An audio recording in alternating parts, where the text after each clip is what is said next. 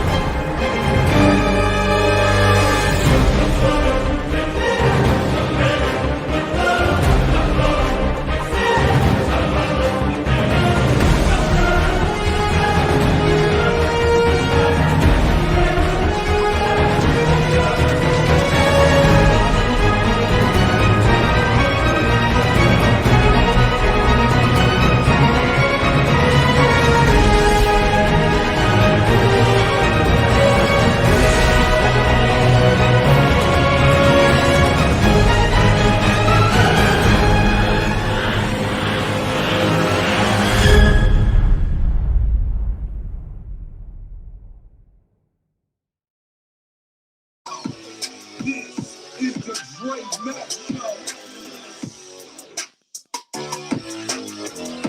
Now, without further ado, here is your host, Dre Mack.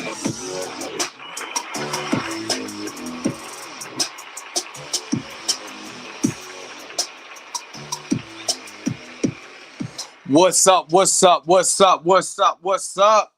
What's going on, everybody? This is your man Dre Mack with another episode of the Dre Mack Podcast Show, coming to you live on a Thursday, November 12th. Yesterday was Veterans Day. To shout out to all my veterans. I was super under the weather yesterday. I'm still trying to fight. You could tell the cold is coming, so I felt it coming. So I've been trying to hop on that now, so I don't get sick. And then now, if you get sick, they think you got the corona. So I'm trying to hop on all my stuff now. So shout out to all the veterans that are out there.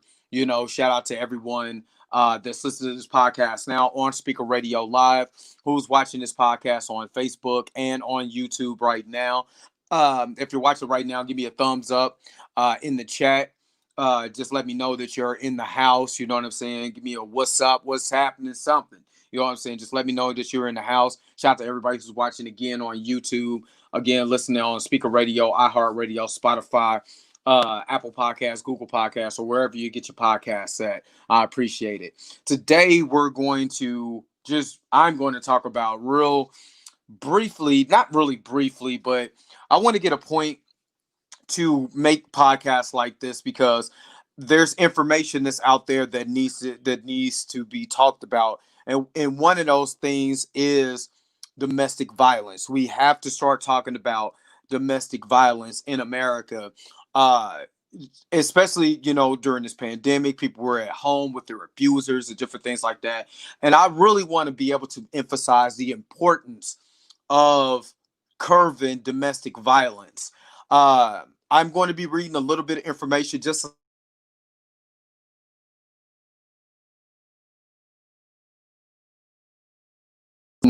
that we need to discuss in America.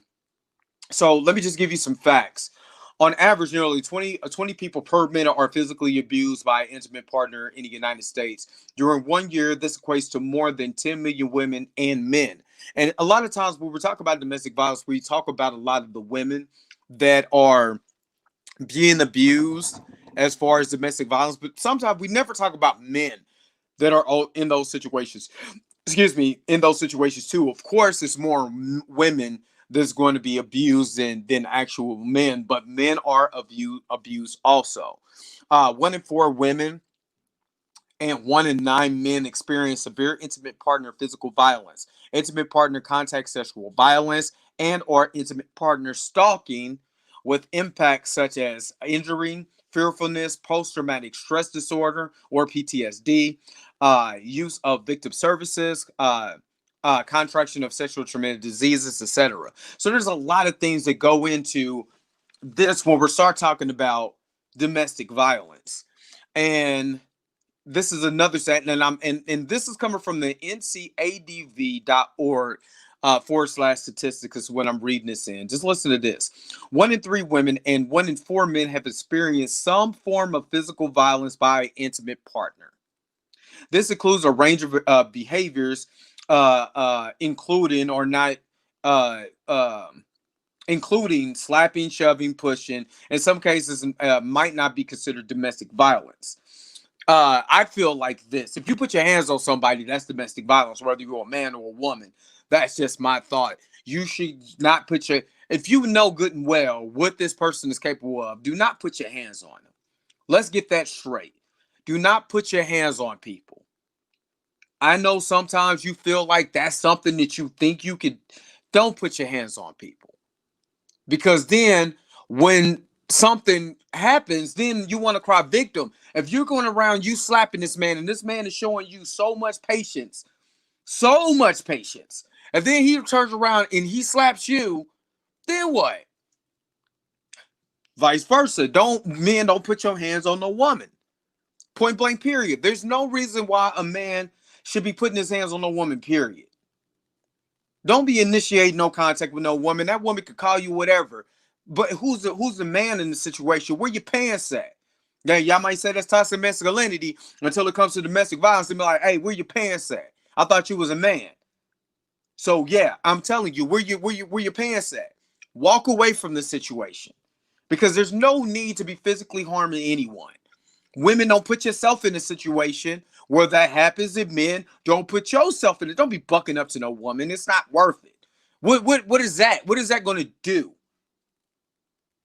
besides cause more harm in the situation? So no, do not be putting your hands on nobody. Period. Now listen to this. 1 in 7 and 1 out of 20 in 25 men has been injured by an intimate partner. Now we laugh sometimes when it comes to men. If everybody remember Lorena Bobbitt, we already knew what she did to her man. She cut his dingling off and threw it in some tall grass somewhere, and they had to go find it. But that's cool. It's never cool. We should never, when we see stuff like what happened between Chris Brown and Rihanna, you know what I mean? We don't need to celebrate anybody's physical harm. Period. When we knew when we seen the pictures and stuff like that, we don't know exactly what happened within their relationship. So I'm not going to say, what Rihanna did, what she didn't do. I'm not going to even go into that because it's old business and I don't even care anymore. But those two people should not have been in the situation to get to that point where they had to physically put their hands on each other. Now it says 1 in 10 women have been raped by an intimate partner. Data is unavailable on male victims because a lot of males is not going to tell you they've been raped, but a lot of men have been raped. Now think about that. 1 in 10 women have been raped by an intimate partner. 1 in 10. That's completely crazy. So just think of how many women that's out there that have been in a situation where they have been raped by someone. That's a part of domestic violence also. And then they have to carry that burden of rape. Just think of more of it since there's not a lot of data unavailable because a lot of men don't talk about this. Just think about the men who have been raped. And just think about their mind and what they're going through. This is the reason why that we have to curb domestic violence. The only way we're going to start curbing this if we start educating each other, we start educating ourselves on the issues that happen. Listen to this. 1 in 4 women and 1 in 7 men have been victims of severe physical violence, i.e. beating, burning, strangling by an intimate partner in their lifetime. 1 in 4 and 1 in 7. So the gap is starting to curve. When we're talking about physical violence, we seen the young lady who tried to set her dude's car on fire and then she got burnt up or got, you know what I mean? Got at least got her eyebrows torched off. And we just laughing about it like that's cool. That is how bad of a situation or bad America has gotten. When we take situations like that, yes, is she stupid? Yes. But we laugh at it and we joke about it and we make it okay. If we make it okay that someone got so far in their feelings, whether it's that the person got caught cheating or they left them or any of that, that they wanted to cause physical harm to someone. Just think about that. That they wanted to cause physical harm to someone because they were so far in their feelings that all rational thoughts went away and they felt like this is what they had to do.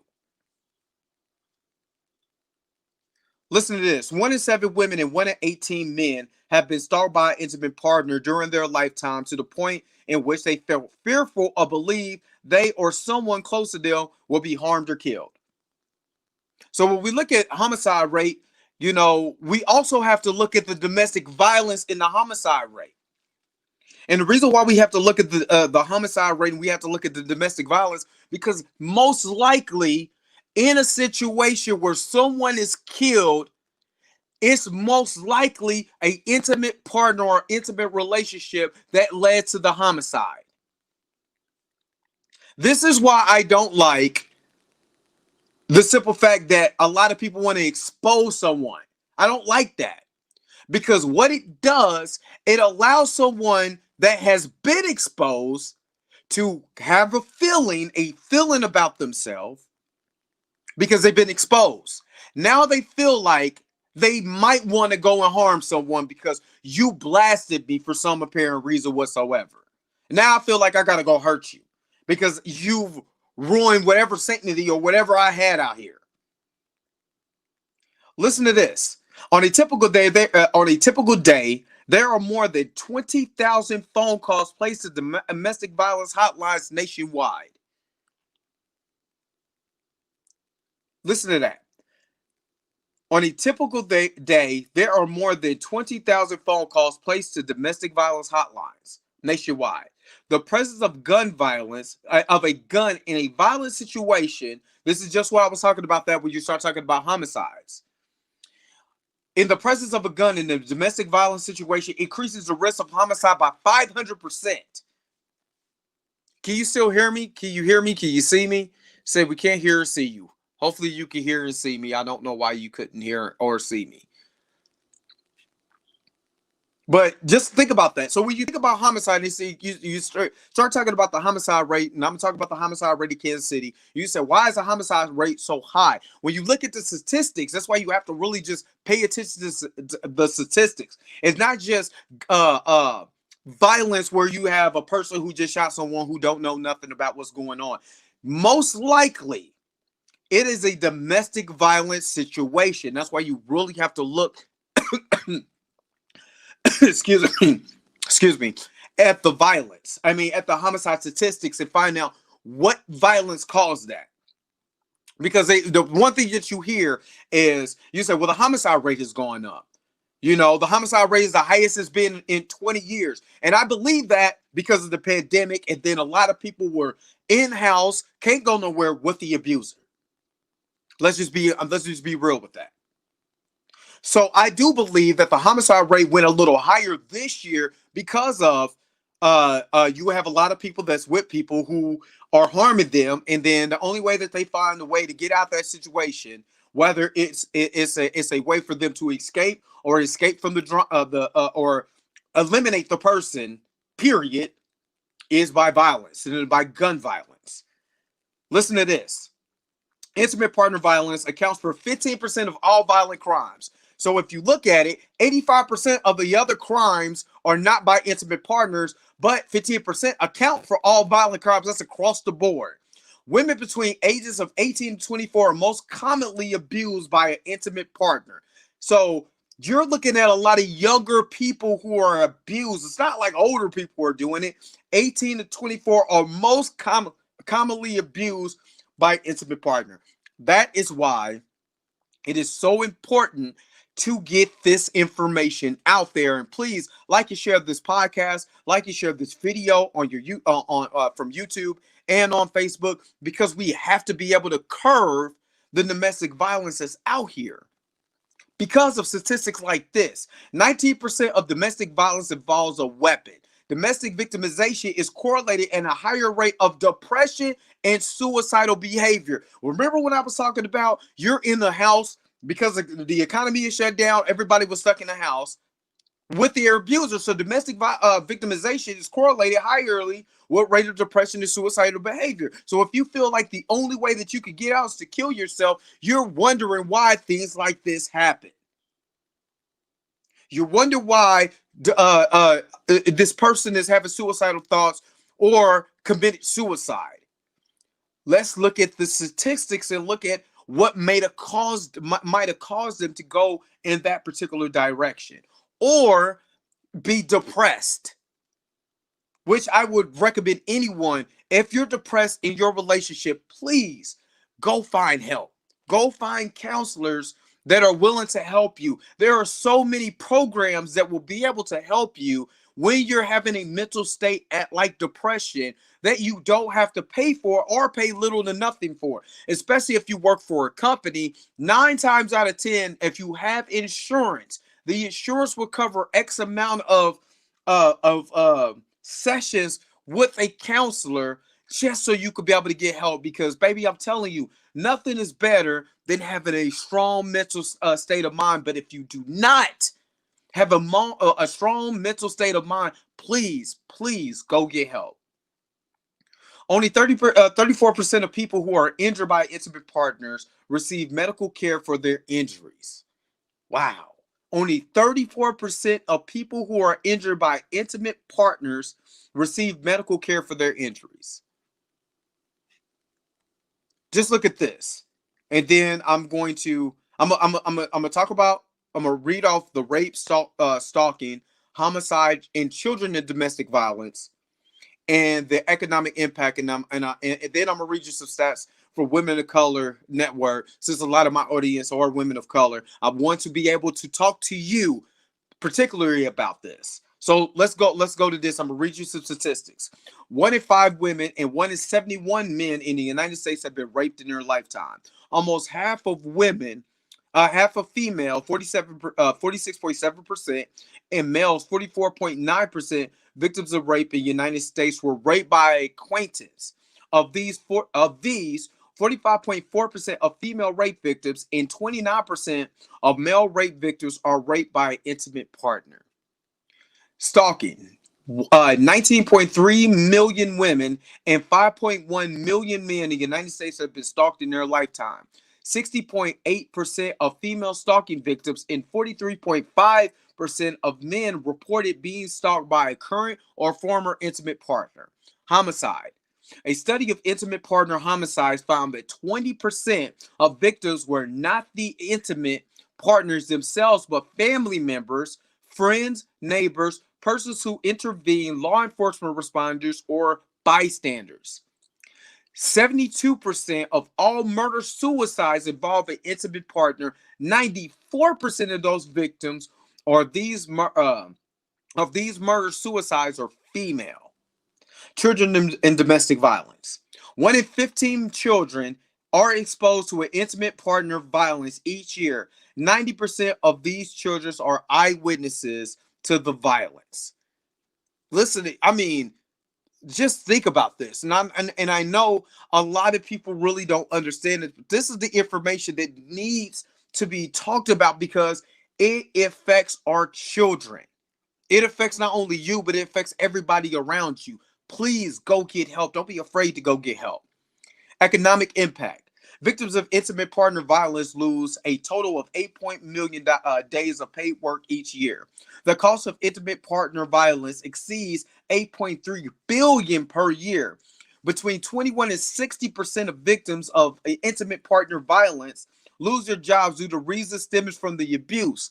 Between 2003 and 2008, 142 women were murdered in their workplace by an abuser. 78% of women killed in the workplace during their time frame. Think about this. This is real. This is real. And we all know one person that's been a victim of domestic violence. Women are abused by intimate partners, more vulnerable to contracting HIV and other STIs due to the forced intercourse or prolonged exposure to stress. Studies suggest that there is a relationship between intimate partner violence and depression and suicidal behavior. Physical, mental, and sexual and reproductive health effects have been linked with intimate partner violence, including adolescent pregnancy, unattended pregnancies in general, miscarriage, stillbirth, uh, intra intra intrauterine. I can't pronounce that. I'm sorry. Hemorrhage, nutritional deficiencies, abdominal pain, and other gastrointestinal problems, neurological disorders, chronic pain, disability, anxiety, post-traumatic stress disorder (PTSD), as well as non-communicable diseases such as hypertension, cancers, cardiovascular disease. Victims of domestic violence are also at a high risk for developing addictions to alcohol, tobacco, and other drugs. So these things are real. And these are things that need to be talked about. This is the reason why I'm putting out this information. This is the last portion of this information, and then I'm going to let you go. And this is from Women of Color Domestic Violence Facts. A strong personal identification based on family structure, hierarchy, patriarchy elements, and cultural identity, i.e., role as wife, mother, homebreaker. This is stuff that leads to domestic violence, and these are facts. Religious beliefs that reinforce that women victimization and legitimizes the abuser's behavior. Fear of isolation and alienation. A strong loyalty to both intimate and extended family, as well as loyalty to race, culture, the yoke of silence. Guarded trust, reluctance to discuss private matters.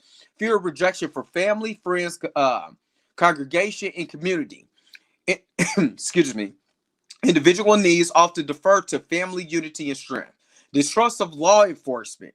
Fear of subjecting themselves and loved ones to criminal and civil justice system they see as sexist or racially and culturally biased. Skepticism and distrust that shelters intervention services are not culturally or logistically competent. For immigrant and undocumented women in particular, a fear of threat of deportation and separation from children. These are the things that a lot of women go through, that they feel like these things will happen, the reason why they don't report domestic violence. So, of course, it is very, very important to be able to, for one, feel comfortable about talking about domestic violence, understanding domestic violence, and be able to find a way to curb domestic violence. And that's all I really got to say about that.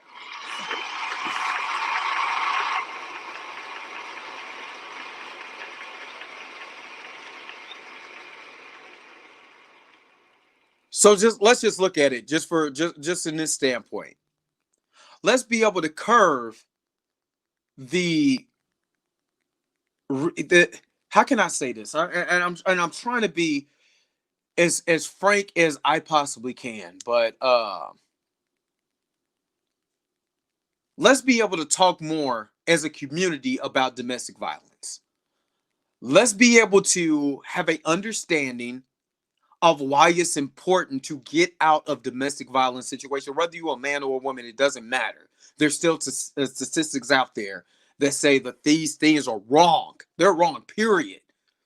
But we need to be able to curve these things and to be able to talk about these things with our partners and within our community, so we can be able to make it better. And once we make it better, that's all I really care about in the long run.